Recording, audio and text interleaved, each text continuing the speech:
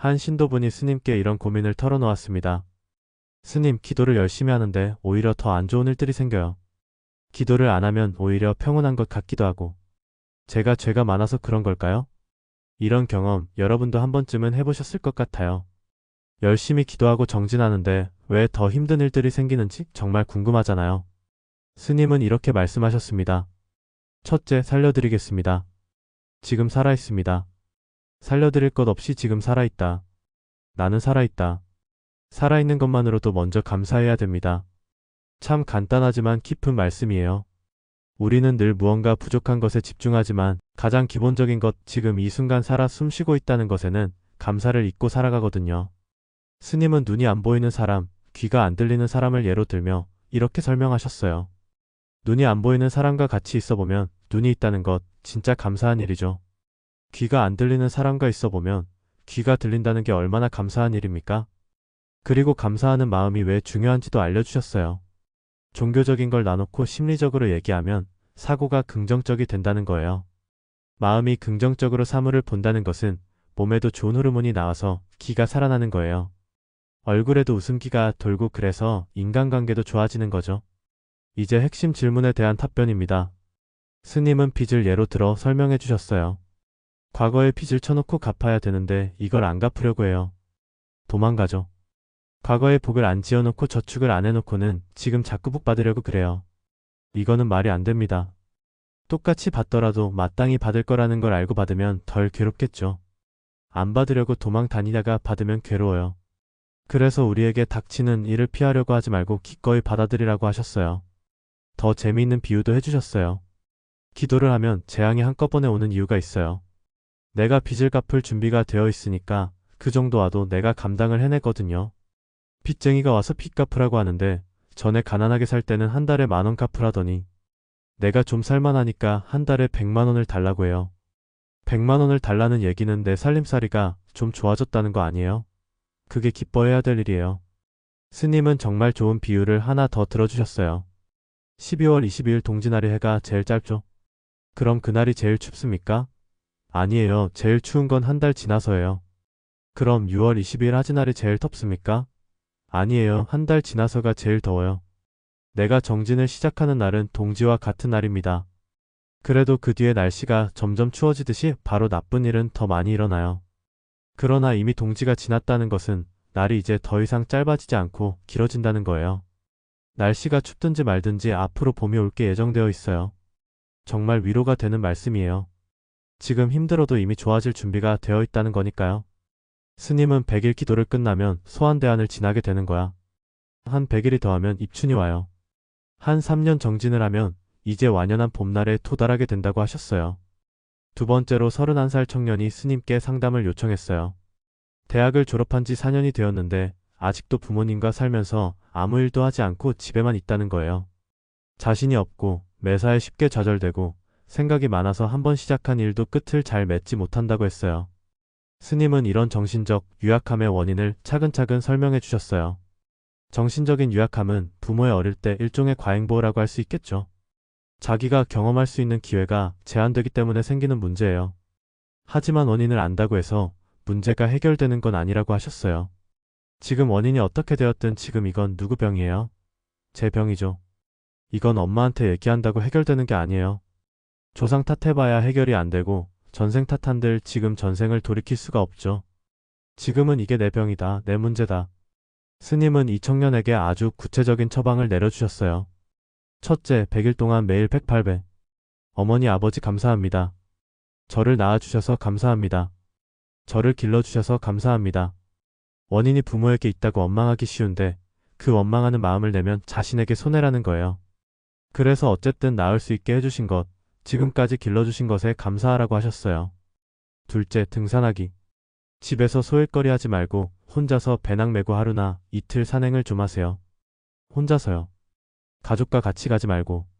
집에 있으면 점점 더 유약해진다고 하셨어요. 바깥에 나와서 혼자서 자꾸 뭘 해봐야 한다는 거죠. 셋째, 인도 여행. 배낭을 메고 인도를 한번 여행하세요. 3달 정도 계획을 잡고 혼자서 다니면서 돈은 많이 가져가지 말고 조금만 가져가서 하루에 10불 갖고 먹고 자고 다 해결하는 그런 정도로요.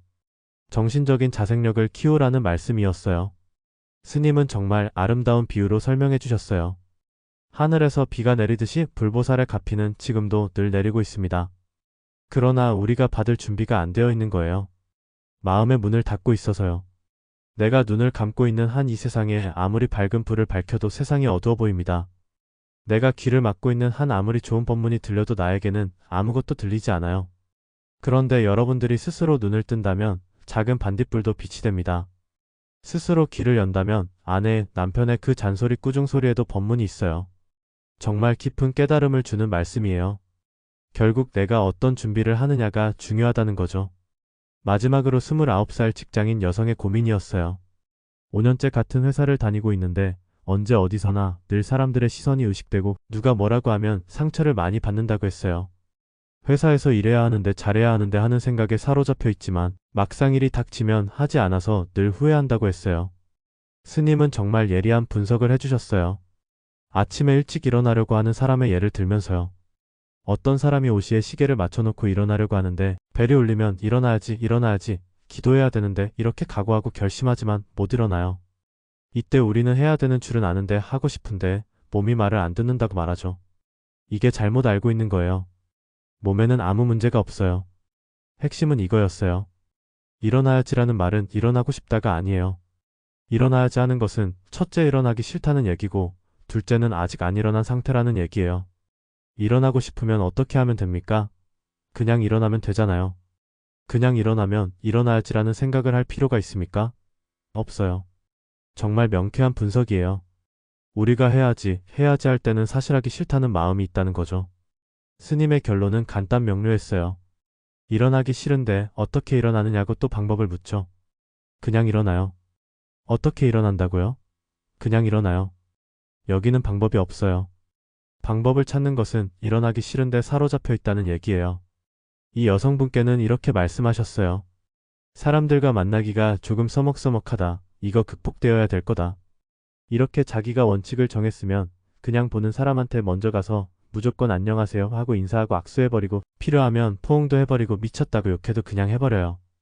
내가 남의 눈치를 너무 본다.